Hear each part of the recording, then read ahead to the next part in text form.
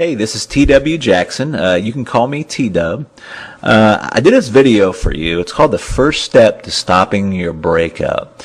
And I did this because I really want to help and give you some direction, because I know this is such an emotionally trying time. It's easy to make mistakes, because I've been there before, and I've helped folks that have been here.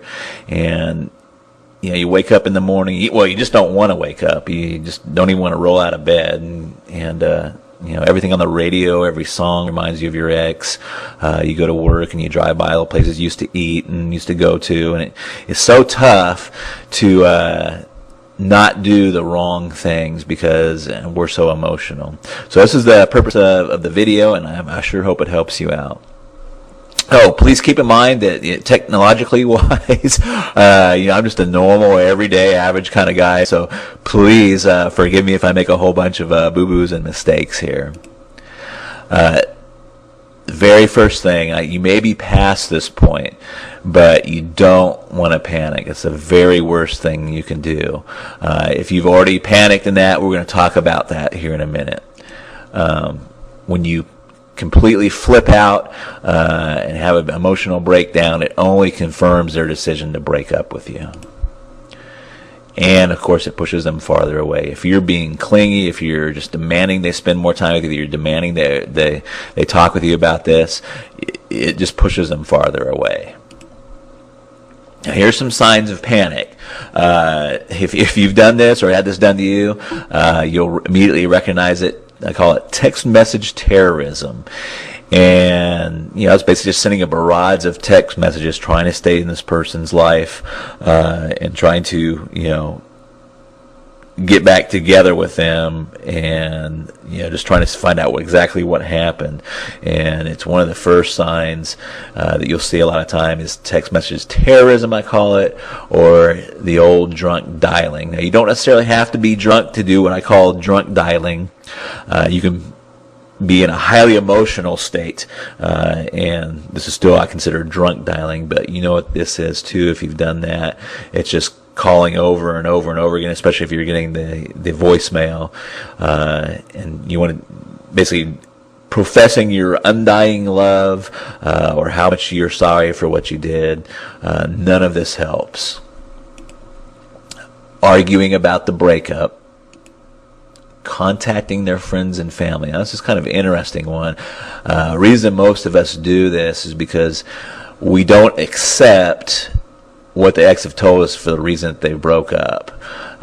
So we may think they have somebody waiting in the wings, or there's some other reason other than what they've told us for why they're breaking up. But you still don't want to do it. And accidental meetings. These don't really fool your ex, and they're not accidental. So another thing you don't want to do. So if you don't want to do all those things, what should you do? And this is really tough because it's counterintuitive. What you should do is counterintuitive and opposite of your feelings. Your feelings inside are like, I've got to see them. I've got to tell them, what really happened. I've got to tell them how I really feel. And that's exactly opposite of what you should do. So, here's the big secret. For right now, you want to agree with the breakup.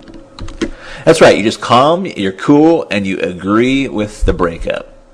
Again, that's calm, and you're cool and okay with it. Now, you may already be past this point. Like I said, you might have already kind of freaked out a little bit. Don't feel bad, that happens. But if you run into them again or see their friends or family, you now want to be calm, cool, and okay with the breakup.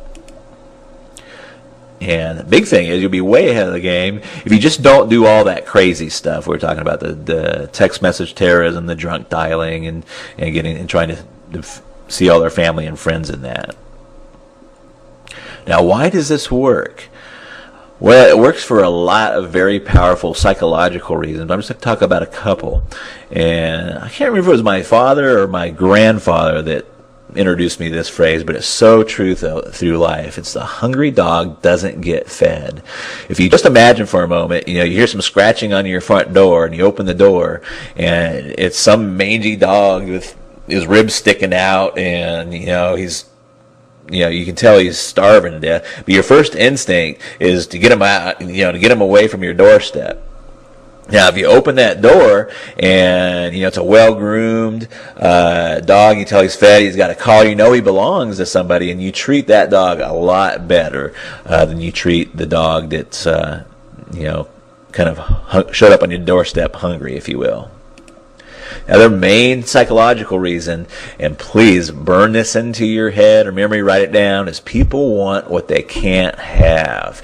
This is so true. Whether it's jobs, when is it hardest to get a job?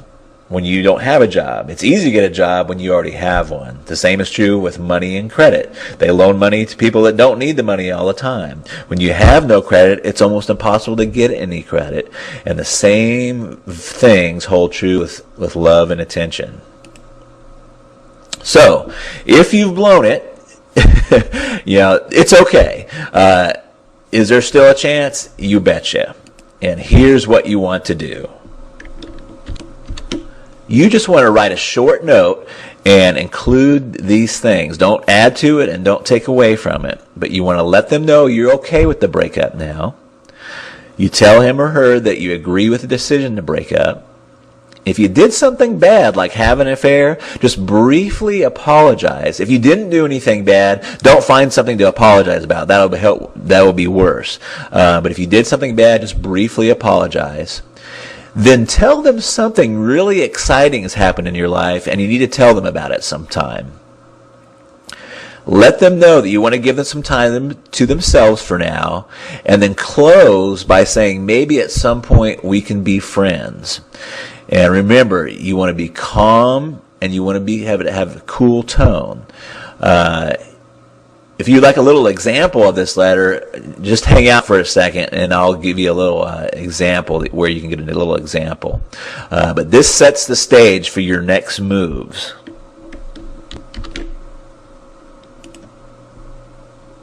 Now, if you'd like to learn more, I really debated over this because for a couple reasons. These are very controversial tactics, and some have called these mind control, and I've not very often because I'm usually helping people that want to get back with their exes, but it makes me very leery, and I thought for a long time before I actually released some of this information because I don't know who is exactly is going to be getting this.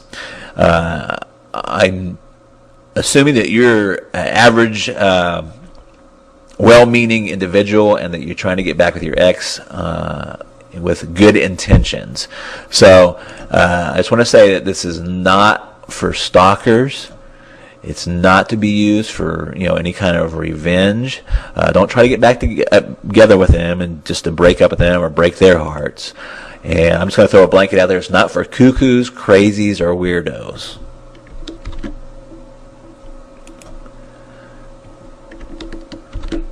This is for just normal, loving people that have made some type of mistake in their relationships and want the best advantage of putting this back together and stopping their breakup and repairing their relationship. So if you'd like to learn more, just simply click the blue link below, or there may be a blue link to the right of this video. And I'll also have a little sample letter for you like I've showed you previously. So I hope this video has helped you, and I look forward to seeing you and rapping with you down the road. Talk to you later. Bye.